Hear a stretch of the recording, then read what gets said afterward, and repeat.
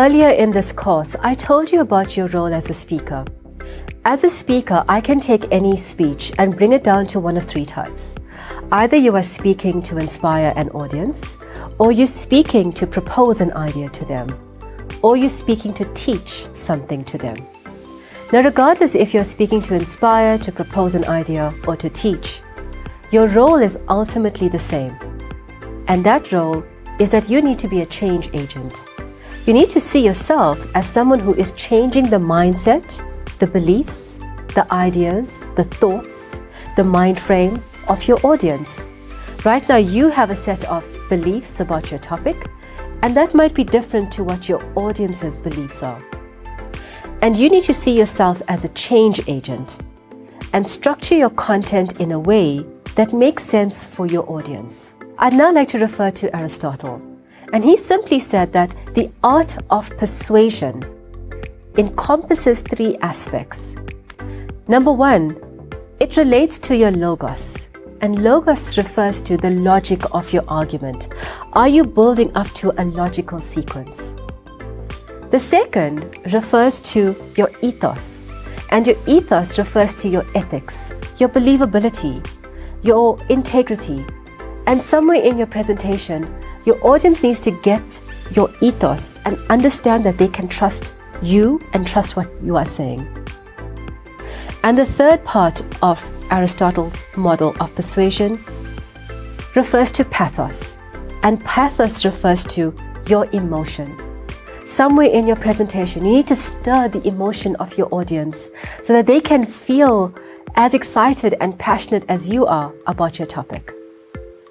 So remember now that as a speaker, your role is to change the mindset of your audience.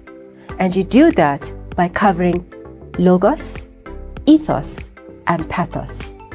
I'm now about to show you how to become that change agent by encompassing these three elements of Aristotle's model. Now, so far, you have conducted some high-level initial planning. Right now, I'm going to take that to a much more detailed state. So before you start anything in terms of scripting your talk with your audience, you first need to conduct this next step, which is about understanding your audience. Any audience that you speak to has one of four requirements that you as a presenter need to fulfill.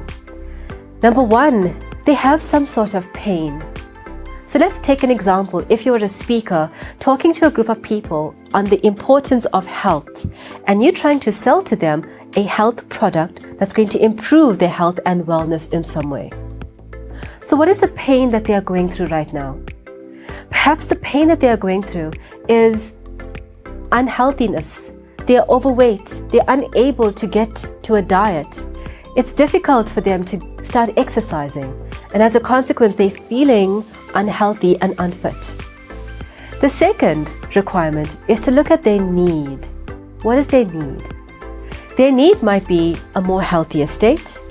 They might be looking for an alternative way of exercising that does not necessarily mean going to the gym. Perhaps it involves some outdoor activities. Maybe their need is changing their diet and changing the way they purchase items on a daily basis. Whatever that need is, you need to figure that out for your audience. The third requirement is to figure out what their goal is. And their goal could be coming in any form. Perhaps their goal is to get to a certain target weight. Whatever their goal is, you need to establish the goal of your audience. And number four, you need to understand what is at the heart of the problem. You see, you need to get into the mindset of your audience. Why really can't they train? What is stopping them from eating healthily? And where are their thoughts right now that contribute to an unhealthy state? And when you get to the heart of this problem, you start understanding your audience. Now, by getting the answers to these four questions, what you are essentially doing is getting yourself in the mind of your audience.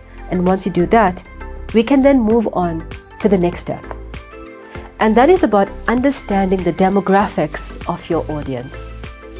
You see, there's a few factors that go into the demographics. And depending on the demographic of your audience, it changes everything in terms of how you speak to your audience, how you might dress up for that audience, the type of examples that you use, the facts, the figures that you use to try to get them to change and inspire them. It also might change the videos and the analogies that you use depending on the following factors. Let's take a look at those factors.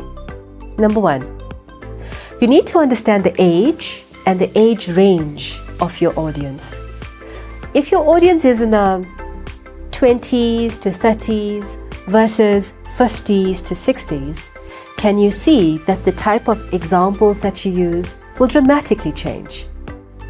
Number 2, you need to understand the gender of your audience and their family status. Are they married? Are they single? Are they divorced? Do they have children? Are they more male? Are they more female? And again, that changes all your examples that you use and how you relate to them. Number 3 is their income and their income levels. So how you speak to someone at a higher level income and the examples that you use there might be different to someone who's just starting off working and just learning how to save, say.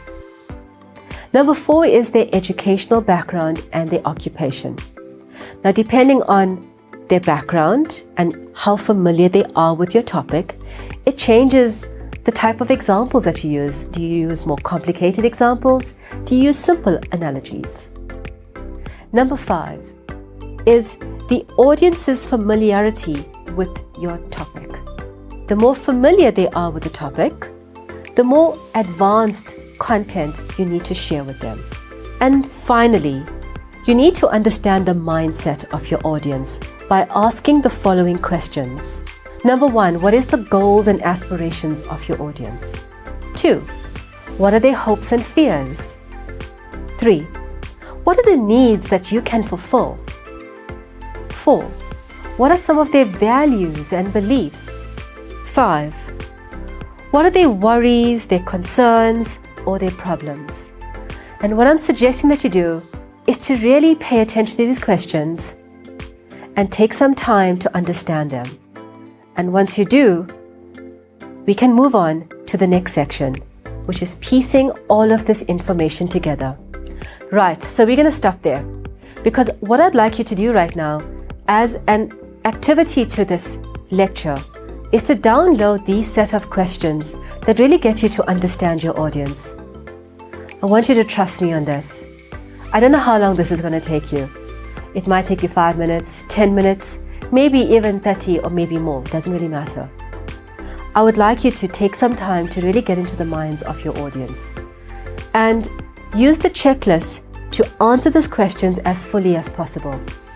On the next lecture, I will show you what you can do with this information and how to tailor your content based on the responses to these questions. It's going to be amazing. I'll see you on the next lecture.